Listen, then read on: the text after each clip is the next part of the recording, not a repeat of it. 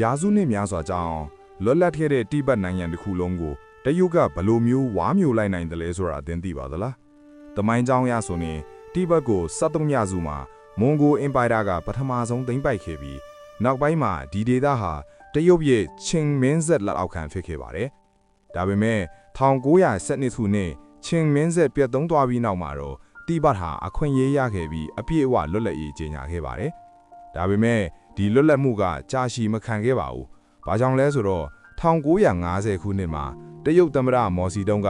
နယ်စပ်ကိုဖျက်ပြီးတိဘက်ဒေသကိုထိန်းချုပ်ဖို့သူ့ရဲ့အင်အားကြီးစစ်တပ်ကိုအမိန့်ပေးခဲ့လို့ပါ။ဒင်းငယ်တဲ့တိဘက်စစ်တပ်ဟာရက်ဆက်ကြမ်းကြုတ်တဲ့တရုတ်စစ်တပ်ကိုရှင်နိုင်စွမ်းလုံးဝမရှိခဲ့တဲ့အတွက်သူတို့ရဲ့အချုပ်ချာအာဏာကိုလက်မှတ်ထိုးဆွတ်လွတ်ထည့်ရပါတယ်။နောက်ဆုံးမှာတော့တော်လန့်မှုတွေကြရှုံးခဲ့ပြီးသူတို့ရဲ့ခေါင်းဆောင်ဒလိုင်းလာမားဟာအိန္ဒိယနိုင်ငံကိုထွက်ပြီးတင်းရှောင်ခဲ့ရပါတယ်။လွတ်လပ်ရေးအတွက်တောင်းဆိုမှုတွေအဆက်မပြတ်ရှိနေပေမဲ့တရုတ်ဟာဒီဒေသကိုပိတ်ဆို့ထားလိုက်ပြီးကမ္ဘာအမိုးလို့တင်စားခေါ်ဝေါ်ကြတဲ့တိဘက်ကိုခွဲထုတ်လို့မရတဲ့ကွန်မြူနစ်နေမြေတခုထိထာဝရပြောင်းလဲပေးထည့်ပါတော့တယ်